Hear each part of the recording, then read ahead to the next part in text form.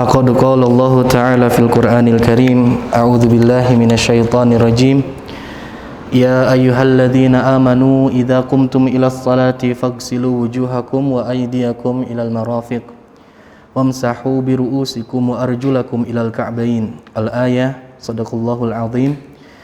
Amma ba'du, alhamdulillah, kita bersyukur kepada Allah Subhanahu wa taala berkat kemurahan Allah, rahmat dan kasih sayang Allah Subhanahu wa taala kita masih bisa berkumpul di sini untuk sama-sama mencari bekal untuk kehidupan nanti, kehidupan yang kekal di akhirat kelak. Dan mudah-mudahan dengan semangat juang kita, pengorbanan kita menjadi salah satu wasilah untuk menggapai amalan solihan mutakabbalan, amal yang soleh yang diterima di sisi Allah Subhanahu wa taala. Terlebih perkumpulan kita sekarang ini adalah salah satu langkah bagi kita untuk mencari dan menuntut ilmu yang mudah-mudahan itu adalah sesuatu yang mulia di hadapan Allah Subhanahu wa taala. Amin ya Allah ya rabbal alamin. Tema pengajian kita pada malam kali ini yaitu mengenai kajian fikih. Sebelumnya kita sudah bahas mengenai bab thaharah. Awal mengenai air, setelah air hal-hal yang najis yang membuat kita tidak bisa dan terhalang untuk mendapatkan kesucian, khususnya untuk melaksanakan sholat dan ibadah-ibadah yang lainnya. Dan sampailah sekarang masuk ke dalam bab wudu. Terakhir kali pertemuan kita dulu 3 bulan yang lalu itu mengenai fadilah, keutamaan wudu yang kita telah bahas bersama, bahwasanya wudu bukan hanya menjadikan diri kita menjadi bersih, bukan hanya menghilangkan kotoran yang menempel dalam tubuh kita, namun wudu pun adalah suatu langkah untuk menggapai, pertama, menggapai derajat yang mulia di hadapan Allah Subhanahu wa taala. Yang kedua, sebagai penghapus dan penggugur dosa. Setiap aliran air yang mengalir dari bekas wudu kita itu adalah terhapusnya, indikator terhapusnya dosa-dosa yang telah kita perbuat selama kita menjalani kehidupan. Begitupun dengan wudu, kita akan mendapatkan cahaya nanti di yaumil akhir kelak, dan itu akan menjadi suatu keuntungan bagi kita. Dan tidak kalah pentingnya, kita akan masuk ke dalam bab mengenai fardu mengenai wudu, ataupun ulama menyebutnya wajibnya, ada juga yang menyebutnya rukun wudu. Fardu ini adalah sesuatu yang tidak boleh terlewat di dalam pelaksanaan, khususnya dalam materi kita mengenai wudu. Karena apabila ada satu rukun atau fardu ini yang tertinggal, maka wudunya itu tidak akan diterima atau menjadi batal. Nah, menurut Sayyid Sabiq di dalam kitabnya Fiqhus Sunnah, bahwasanya lil wudu'i faraidun wa arkanun tutartabu minha haqiqatuhu. Bagi wudu itu memiliki wajib-wajib, fardu-fardu dan rukun-rukun yang sudah sistematis, yang sudah teratur, dan itu adalah hakikat dari ibadah wudu tersebut. Idza taqallafa fardun minha la yatahaqqaqu wa la ya'tadda bihi syar'an. Dan apabila ada satu yang menyelisihi, seseorang menyelisihi dari satu fardunya saja, maka dia tidak bisa dimasukkan ke dalam orang yang benar dalam melaksanakan wudu dan telah menyeleweng dari syariat. Pentingnya fardu di dalam wudu kita. Nah, kira-kira Bapak dan jamaah sekalian, tidak ada ibu-ibunya ya, ada berapa fardu dalam wudu? Nah, boleh bebas. Kira-kira ada berapa? Ada 6? Boleh. Ada yang lain? 5? 4? 7? Silahkan nanti disebutkan satu persatu. Oke, fardu kembali lagi kepada patokan awalnya, yaitu ada di dalam surat Al-Maidah ayat ke-6. Nah, yang tadi saya bacakan di awal, ada spidolnya tidak, Kang? Ada. Ya. Ya. Nah, Al-Maidah ayat 6 tertulis di dalamnya, ya ayyuhal ladzina amanu. Nah, idza qumtum ilas salati. Nah, ini yang pertama. Fagsilu wujuhakum. Nah, ini yang pertama. Yang kedua, wa aydiyakum ilal marafiq. Ini yang kedua. Ketiganya, wamsahu biru'usikum. Ini yang ketiga. Nah, ini yang terakhir. Wa aydiyakum ilal ka'bain. Nah, dan seterusnya. Keempat poin inilah yang menjadi landasan dalam fardu wudu. Yang pertama, fagsilu wujuhakum. Cucilah oleh kalian apa yang dicuci? Wujuhakum, wajah-wajah kalian. Jadi yang pertama adalah mencuci wajah. Yang kedua, wa aydiyakum. Yang kedua, setelah wajah, cuci juga oleh kalian kedua tangan kalian ilal marafiq, sampai dengan siku. Marafiq. Yang ketiga, wamsahu biru'usikum. Nah, kalau ini katanya berbeda, tidak pakai guslun, tidak pakai gosala yagsilu, fagsilu, tapi pakai masaha yamsahu. Ini artinya membasuh. Ya.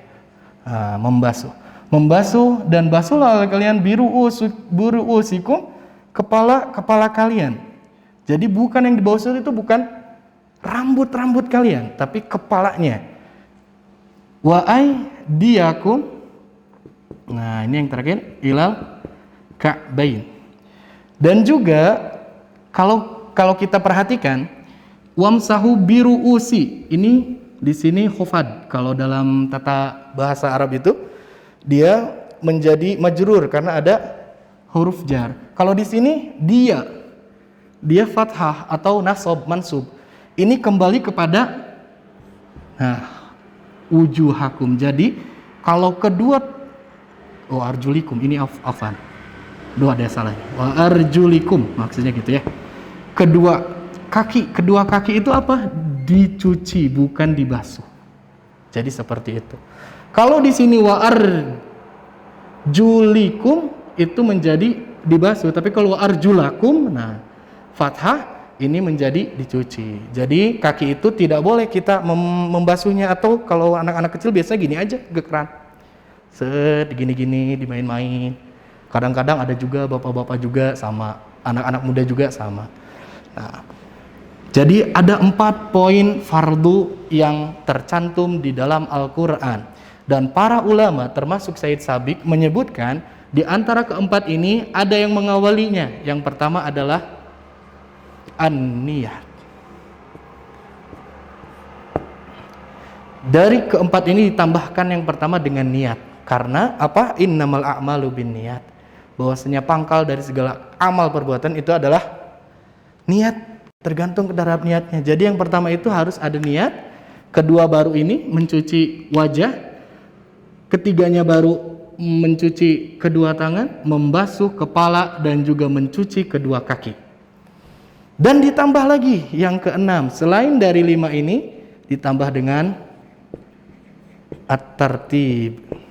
Ini tertib, step by step, jangan sampai terlewati atau susunannya berganti dan berubah. Ada lagi yang menyebutkan selain tartib, mualat. Nah, al-mualah itu artinya apa? Ya, kesinambungan ya. Jadi jangan sampai tersela oleh kegiatan lain.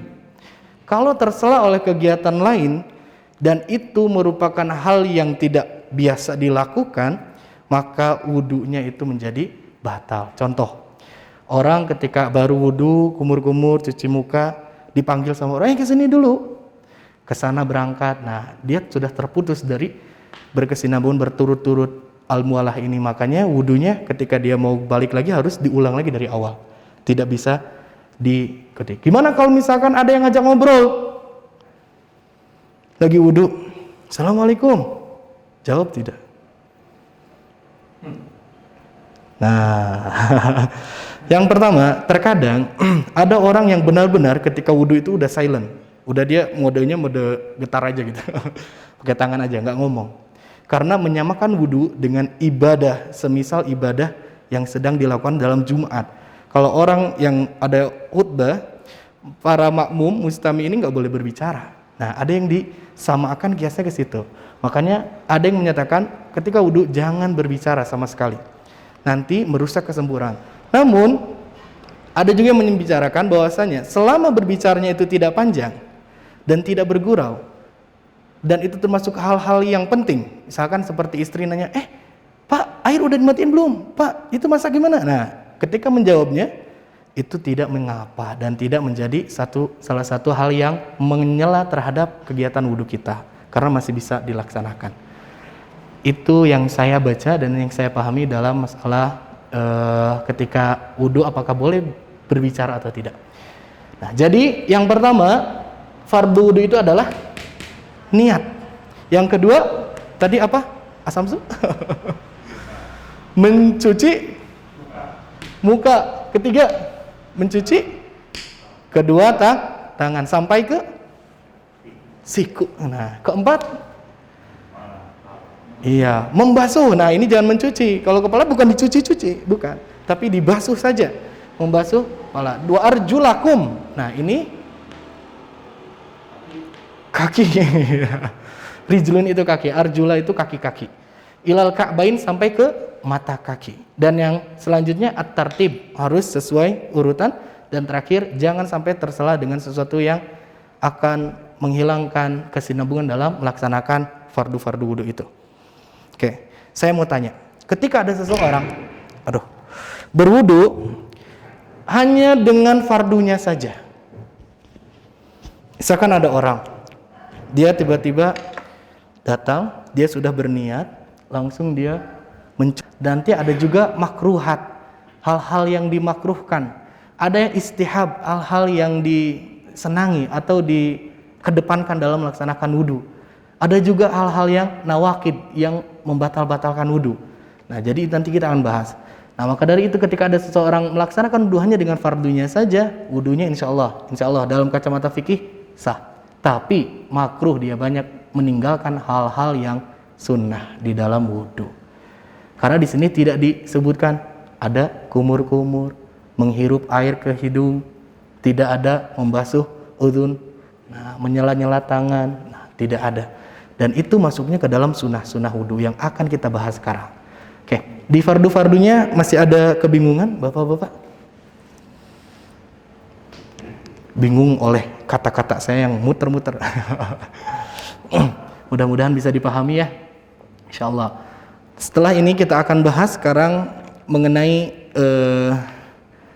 tata cara yang lebih rincinya dalam masalah yang disebutkan dalam fardu. Yang pertama mengenai niat, ya. Wudu itu wajib, harus memiliki niat. Orang ketika datang ke tempat wudu, dia tidak berniat untuk berwudu, namun dia melaksanakan gerakan-gerakannya, itu tidak bisa diterima. Seperti itu. Namun sebaliknya, niatnya benar, wudunya salah, tidak bisa diterima juga. Nah, niat itu apa?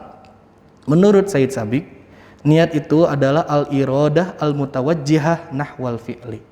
Niat itu adalah suatu keinginan, suatu azam, ya, sesuatu yang dimaksudkan oleh seseorang terhadap satu perbuatan. Ketika seseorang mendatangi tempat air, tempat wudu, nah di situ sebetulnya niat sudah ada.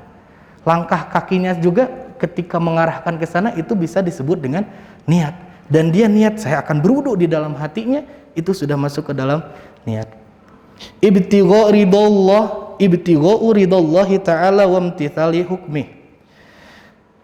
Dan juga niat itu dibarengi dengan apa? Dibarengi dengan sesuatu pengharapan terhadap keridhaan Allah Subhanahu wa taala dan juga mengharap terhadap balasan dari kebijaksanaannya.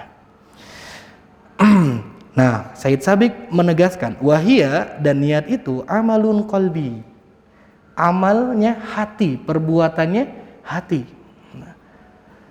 La dakhala lisanun fihi. Nah, tidak ada sangkut pautnya niat itu dengan ungkapan-ungkapan lisan. Wat talaffudzu biha ghairu masyru'. Nah, ini agak keras. Said Sabiq menegaskan bahwasanya kalau ada orang yang melafadzkan niatnya itu tidak disyariatkan sebetulnya dalam tata cara berwudu. Karena memang tidak ada satupun riwayat di dalam hadis Nabi Shallallahu Alaihi Wasallam yang menyatakan cara seseorang dia talafud melafadzkan niatnya dalam wudu, dalam salat, apapun itu. Namun ada pengecualian dalam ibadah haji dan umroh, ada yang disebut dengan talafud niat, walaupun ada sebagian yang menyebut itu bukan talafud niat tapi talbiyah. Allahumma labbaik Allahumma hajjan, labbaik Allahumma umratan. Nah, itu ada yang menyebutkan itu talafud niat, ada juga yang menyebut talbiyah. Nah, jadi pada dasarnya memang tidak ada satupun riwayat. Lantas bagaimana yang terjadi sekarang? Kita pernah dengar ya, bahkan kita saksikan ada yang seperti itu. Ternyata ada sejarah di belakangnya. Nah, itu adalah salah satu cara dalam melaksanakan satu ibadah. Saking pentingnya perkara niat, orang itu jangan sampai keliru ketika dia akan melaksanakan suatu perbuatan amal ibadah. Makanya untuk menghilangkan kekeliruan, untuk menghilangkan keraguan tersebut, dibantulah hati yang kadang-kadang qalb ini, yang suka berbulak-balik ini, dengan apa? Dengan ucapan lisannya. Nah, jadi kalau saya memandang dengan kacamata kefakiran ilmu saya, ketika ada orang yang talafud bin niat, talafud niat mau niat apa saja, silahkan selama dia tidak menganggap itu adalah salah satu fardu yang ditalafudkan itu dalam ibadah yang dia laksanakan. Bahkan ketika ada seseorang biasa bertalafud melafadzkan niatnya dan dia lupa untuk melafadzkan niatnya, langsung dia melaksanakan sholat, asalkan ada niat asasnya di dalam hati, insya Allah sholatnya sah. Gitu. Kalau saya seperti itu. Nah, cuman ini lebih baik untuk tidak ditalafudkan, untuk menurut Said Sabiq menyatakan seperti itu. Itu perkara mengenai niat. Dan selanjutnya mengenai bagaimana cara seseorang mencuci wajahnya. Nah, menurut Said Sabiq menyatakan bahwasanya ghuslul wajhi marratan wahidatan, wajibnya untuk mencuci muka itu 1 kali. 2 kali dan 3 kalinya itu menjadi sunnah. Kalau lebih dari 3 kali itu berlebih-lebihan dan sesuatu yang dilarang oleh Rasul sallallahu alaihi wasallam. Jadi minimalnya 1 kali. Bagaimana cara untuk mencucinya? Ai isalatul ma'i alaihi. Yang namanya mencuci itu harus mengalirkan air ke dalam bagian yang dicuci, Pak. Jadi kita tidak bisa tangan kita sedikit basah, kita cuci-cuci ke muka tanpa ada air yang mengalir. Itu tidak mencuci namanya. Menurut Said Sabiq seperti itu. Jadi yang namanya mencuci itu, kalau misalkan kita ambil air dalam genggaman tangan kita basuhkan sehingga ada air yang mengalir, itu baru yang dinamakan mencuci. Yang namanya wajah itu batasannya sampai mana? Yang pertama itu dari tastihil jabhah, dari atas nih, dari sini yang paling atas tempat tumbuhnya rambut sampai ke asfalil lihyain, sampai belakang lihyah itu apa? Janggut. Nah, jadi itu yang namanya wajah sampai ke belakang. Makanya ada dalil yang menyatakan bahwasanya ketika kita mau membasuh wajah itu sambil menyela-nyela janggut kita dan dia sampai ke bawah membasuhnya sambil menyela janggut yang kita miliki. Kalau yang nggak punya nggak usah ya. Jadi itu adalah batasan panjangnya wajah. Dan selanjutnya kalau lebarnya itu dari min syahmatil udhuni ila syahmatil udhuni ardon, dari ini batasan telinga sampai ke telinga lagi. Ambil, usapkan sampai ke telinga, sampai ke bawah, terakhir di sela-selakan kepada janggut kita. Minimalnya 1 kali. Seperti itu. Itu yang dimaksud dengan mencuci wajah. Yang ketiga, fardu yang ketiga mengenai mencuci kedua tangan ilal mirfaqaini, sampai dengan sikut. Nah, ini sangat jelas hadisnya bahwasanya Rasul sallallahu alaihi wasallam beliau itu mencuci tangannya sebagaimana yang dinyatakan oleh sahabat Utsman radhiyallahu an, bahwasanya beliau itu mencuci tangannya itu 3 kali sampai dengan sikut. Bukan sampai sikut, tapi sampai dengan ditambahkan. Karena kalau misalkan seseorang dia mencuci hanya sampai sini, ditakutkan ada yang tertinggal dan itu menjadi sesuatu yang menyalahi wudunya. Makanya ditambahkan sampai ke belakang sedikit seperti itu. Nah, dan juga ditambahkan menyela-nyela kedua tangannya ketika membasuh, mencuci kedua tangan tersebut, menyela-nyela jarinya seperti itu. Dan yang selanjutnya yang keempat mengenai mashur ra'si. Nah, ini yang sesuatu yang banyak terjadi perbedaan di antara kita, yaitu adalah mengusap kepala. Yang diusap itu kepala, bukan rambut. Karena kalau misalkan yang diusap rambut itu, bagaimana orang yang tidak memiliki rambut? Dilewat saja? Tidak seperti itu. Maka dari itu menurut Said Sabiq, bahwasanya yang namanya mengusap itu berbeda dengan mencuci. Kalau mengusap, dia yang penting tangan kita basah. Tangan kita basah, lalu kita usapkan ke bagian kepala kita. Batasannya dari mana? Dari tadi. Awal mula batas dengan wajah sampai dengan unuk. Unuk itu apa? Sampai dengan ke pundaknya. Nah, jadi jangan sampai berhenti di tempat batasnya rambut, tambahkan sampai ke tengkuk. Seperti itu. Itu adalah batasan dari rambut. Batasan dari kepala. Mohon maaf. Nah, yang menjadi perbedaan adalah ada 3 madhab dalam membasuh kepala. Yang pertama, menyatakan bahwasanya ketika seseorang membasuh bagian dari kepalanya, dimanapun itu, sedikit apapun itu, maka dia sudah mewakili dari membasuh kepala. Makanya ada orang yang ketika berwudu, air dia seperti ini, cukup seperti itu, dan itu menjadi mewakili bahwasanya kepalanya sudah terkena terbasuh oleh air. Yang kedua, ada juga yang menyebutkan bahwasanya seminimalnya ketika dia berwudu, ketika tangan ini basah, 1/4 dari kepala harus basah, seperti ini. Jadi enggak seperti ini, enggak. Kalau yang tadi sedikit pun udah jadi, udah beres. Tapi kalau ini setidaknya 1/4 atau segenggaman 1 tangan. Dan yang terakhir bahwasanya ketika membasuh kepala itu harus seluruhnya tadi, dari awal sampai ke belakang. Nah, dan ketiga-tiganya ini memiliki dasar. Yang pertama, yang hanya sedikit. Salah satunya karena apa? Karena Rasul sallallahu alaihi wasallam pada saat itu beliau sedang memakai imamah, sorban yang diikatkan ke dalam kepalanya, ke atas kepalanya. Nah, beliau itu mengambil air ketika berwudu, dia membasuh nasiyahnya, ubun-ubunnya saja. Baru dia basuh juga sorbannya. Itu salah satu dalil yang menyatakan bahwasanya cukup hanya segitu. Dan dalil lain yang menyatakan bahwasanya cukup hanya sedikit dari Al-Qur'an ini. Kenapa? Karena ada kata-kata wamsahu biruusikum. Dan usaplah oleh kalian, ada huruf ba di situ. Dan ditafsirkan bahwasanya huruf ba itu maknanya litab'id. Tab'id itu ba'dun, sebagian. Jadi ketika ada seseorang mengusap sebagian kepalanya saja, itu sudah beres. Nah, itu adalah pendapat yang pertama. Adapun pendapat yang kedua, itu pendapat Imam Abu Hanifah yang menyatakan setidaknya 1/4. Dan itu memang ada dalilnya. Dan yang terakhir itu menyatakan seluruhnya, dan ini pun jelas dalil dalam sunnah Nabi sallallahu alaihi wasallam bahwasanya Rasul sallallahu alaihi wasallam masaha ra'sahu biyadaihi fa aqbala bihima wa adbara.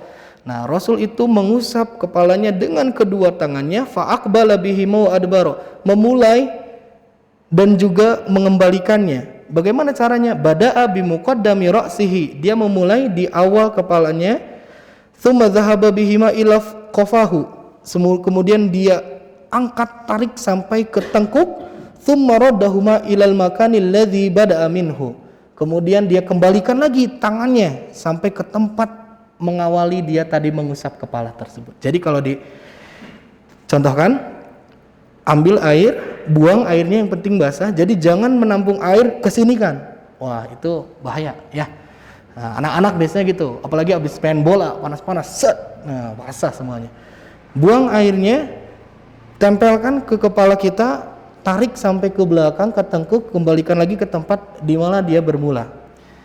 Itu yang disebut dengan mengusap kepala menurut mazhab yang ketiga, seperti itu. Kita yang mana? Silahkan ya. Ketika kita memiliki keyakinan bahwasanya ada yang lebih rojih, yang lebih kuat di antara pendapat-pendapat itu, silahkan kita gunakan. Dan ketika kita memilih hal tersebut, ada orang lain yang mungkin berbeda dengan kita, nah kita dapat bijak karena dia pun mungkin memiliki dalilnya, seperti itu. Kalau saya ambil yang pendapat yang ketiga, dan itu menjadi pendapat yang paling kuat menurut saya karena hadisnya jelas, sangat rinci, seperti itu. Dan ditambahkan Sayyid Sabiq menyatakan bahwasanya ketika ada tadi orang yang hanya menempelkan saja, itu terjadi karena apa? Karena dia memakai, Rasulullah SAW memakai imamah. Salah satunya itu, karena memakai sorban di atas kepalanya. Nah, dan juga saya tambahkan bahwasanya Rasulullah SAW juga pernah ketika memakai sorban, dia tidak membuka sorbannya sama sekali dan hanya membasuh atas sorbannya saja, dan itu pun sudah sah untuk melaksanakan sholat, wudunya sudah dianggap sah. Seperti itu. Kita lanjutkan kepada fardu yang kelima, ghuslur rijlaini ma'al ka'bain. Nah, ini mencuci kedua kaki sampai ke mata kaki. Nah, ini sudah sangat jelas ya. Jadi ketika kita mencuci kaki itu bukan hanya sekedar membasuhnya saja, nyeplak-nyeplakin cai, apalagi dibiarkan di bawah keran seperti itu, tapi kita harus mencucinya. Dan cara mencuci itu dialirkan airnya dan kita gosok juga kaki kita sampai ke mata kaki, dilebihkan tidak apa-apa.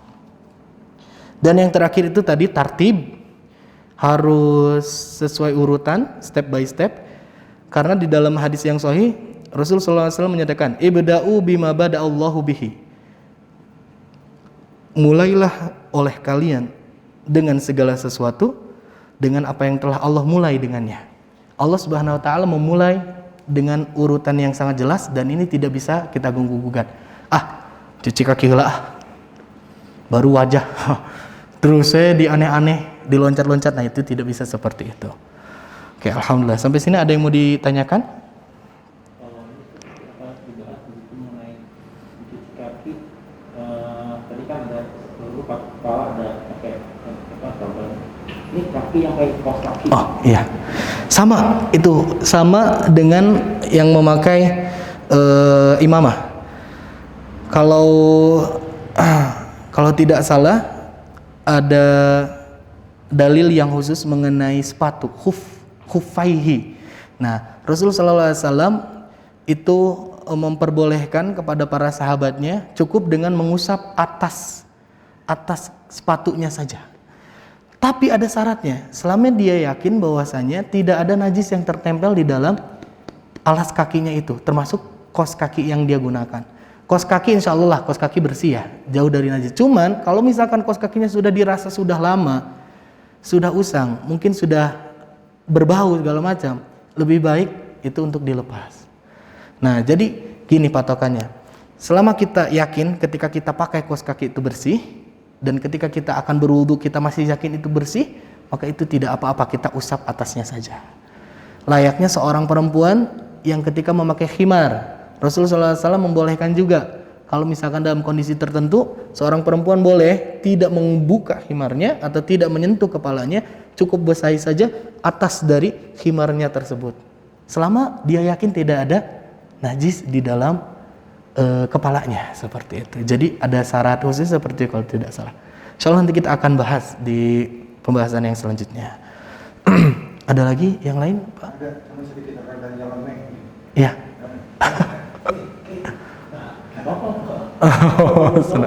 Sedikit ada dari jalan naik. Iya. Kan mandi.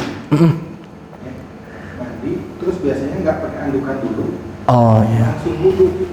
Dengan apa? Tapi kan nggak ada siapa-siapa di dalam kamar mandi. Gimana? Suka lupa kan kadang-kadang udah mandi, udah beres semua, udah langsung wudhu. Nah, Baru dikeringin pakai anduk. betul. Sama itu wudhunya. Nah, kalau yang saya baca sampai saat ini wudunya tetap sah. Ya. Namun ada adab barangkali. Nah itu. Nah, salah satu adabnya itu lebih baik kita tutupi kemaluan yang vitalnya saja. Ya kan kadang-kadang Betul. langsung wudhu. Iya. Nah, ditambah lagi dengan kondisi yang tertutup, sebetulnya itu sudah dalam artian membuat benteng dari kita sehingga tidak terlihat auratnya. Iya jelas misalkan. Nah itu insya Allah wudunya tetap sah. Lebih baik dengan adab yang tertutup seperti itu. Kalau kita sambungkan hari mandi wajib itu ibadah bukan? Ibadah. Terbuka tertutup. Dengan tertutup maksudnya kita dengan ketelanjangan yang bulat atau masih tertutup. Terkadang semuanya dibuka. Itu adalah ibadah juga mandi junub. Ya kan? Nah, dan itu sah, memang seperti itu. Berikut dengan wudunya pun insya Allah sah. Nah, namun alangkah lebih baiknya lagi, bahkan ada beberapa yang menyatakan ketika mandi pun alangkah bagusnya kita memakai pakaian atau kain yang menutupi setidaknya itu. Nah, pakai sarung bisa, pakai kain yang menutupi apapun itu bisa. Itu lebih hati-hati. Karena ada yang meriwayatkan bahwasanya sahabat Ali radhiyallahu anhu, beliau itu tidak pernah sampai lewat situ nggak tahu. Rabbi, dan ini adalah yang memancing keridhaan Allah Subhanahu wa taala, yang lebih mendatangkan kecintaan Allah Subhanahu wa taala. Sangat bersih ya umat Islam itu. Masya Allah. Sholat aja udah 5 kali misalkan ya. Tambah wudhu 5 kali juga kalau misalkan memang sholatnya udah 10 kali. Bangun tidur, makan, wah itu bersiwak teh Masya Allah ya. Makanya saya juga sampai sekarang belum menyiapkan siwak yang secara khusus. Mudah-mudahan lah, setidaknya dengan mensikat gigi. Oke, itu yang kedua adalah sunnah untuk bersiwak. Yang ketiga, masih ada waktu sedikit lagi. Ghuslul kaffaini thalathan fi awwalil wudu. Nah, mencuci kedua tangan ketika mengawali wudu sebanyak thalathan 3 kali. Dan ini yang dicontohkan oleh Utsman radhiyallahu anhu dan juga Abu Hurairah radhiyallahu anhu, beliau pun sama. Ketika mengawali wudunya, dia fastauka fathalathan, dia mencuci menyela-nyela kedua pergelangan sampai pergelangan tangannya itu 3 kali. Jadi tidak sampai sini, hanya ini saja dulu. Bahkan ada anjuran yang ditekankan oleh Rasulullah SAW, bukan hanya ketika wudu, tapi ketika baru bangun dari tidur, kita wajib untuk mencuci tangan kita sebelum memasukkan tangan kita ke bejana air atau apapun. Karena kata Rasulullah SAW, idza staiqadha ahadukum min naumihi, apabila salah seorang kalian bangun dari tidur kalian, fala yaghmis yadahu fi ina'in, jangan sekali-kali memasukkan tangan kalian ke dalam bejana air, hatta yaghsilaha thalathan, sehingga kalian mencucinya 3 kali. Fa innahu la yadri aina batat yadahu, karena seseorang itu tidak pernah tahu di mana bermalamnya tangan ketika dia tidur. Kan kita nggak tahu ketika kita tidur tangan kita kemana, ngelayap kemana. Ya makanya iya mah ayo ceg langsung makan. Ya mending minum ya, ada gelasnya gitu ya. Ada yang sampai seperti itu. Nah, maka dari itu ketika bangun tidur pun itu wajib mencuci tangan dulu. Oke. Dan yang terakhir untuk pembahasan kita, al-madmadatu thalathan, berkumur-kumur 3 kali, itu sunnahnya. Rasulullah SAW idza tawadda'a famadmid, memerintahkan kepada kita idza tawadda'ta famadmid, apabila engkau berwudu maka berkumur-kumurlah. Jadi Ini sesuatu yang ditekankan, sunnah di dalam berwudu. Nah, ketika berwudu pun bisa digabungkan dengan istinsyak dan al-istinthar. Apa istinsyak istinthar itu? Memasukkan air ke dalam hidung dan mengeluarkannya. Istinsyak itu masukin ke dalam hidung, istinsar keluarkan, dorong dengan kekuatan. Nah, ini bisa satu paket Bapak-bapak sekalian. Tangan kanan menciduk air, dibarengkan antara dimasukkan ke mulut dan dihirup ke dalam hidung. Berbarengan sambil kumur-kumur. Ketika dikeluarkan, kita dorong dan kita bantu bersihkan dengan tangan kiri. Ini sunahnya. Ada dalilnya seperti itu. Keluarkan seperti itu. Nah, itu adalah diantara sunnah-sunnah berwudu yang kita bahas baru 5 poin. Insyaallah kita akan lanjutkan ke 11 poin lainnya di pertemuan di pekan depan insyaallah. Barangkali itu dulu, apabila ada pertanyaan boleh disimpan dulu, nanti kita diskusi.